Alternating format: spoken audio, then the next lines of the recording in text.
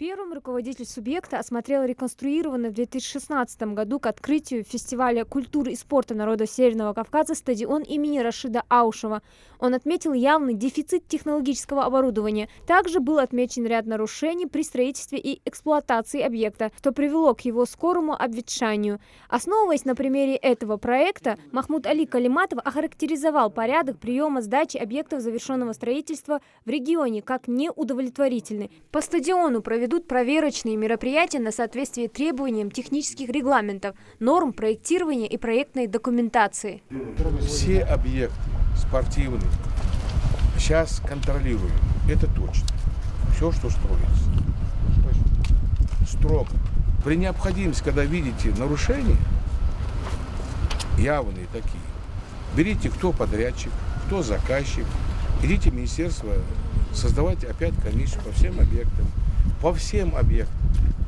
Следующим объектом посещения стал детский сад на 220 мест на улице Совхозная в сельском поселении Верхние Очелуки, построенный несколько лет назад. Осматривая подвалы, глава республики отметил некоторые недостатки в реализации проекта детсада, устранение которых возложено на застройщика. Общая площадь работ по их ликвидации составит порядка 2 миллионов рублей. Махмуд Али Калиматов отметил, что за последние годы введено достаточно объектов, и у соответствующих ведомств есть поле для анализа и определения как ответственных, так и недобросовестных застройщиков. Он также напомнил о существовании черного списка подрядных организаций, в который вносятся застройщики, выполняющие возложенные на них обязанности по возведению социально значимых объектов некачественно и с нарушением сроков. Глава региона подчеркнул, что в дальнейшем власти не допустят сдачи в эксплуатацию зданий с выявленными недостатками. Во-первых, объект не будет принят, а второе – черный список.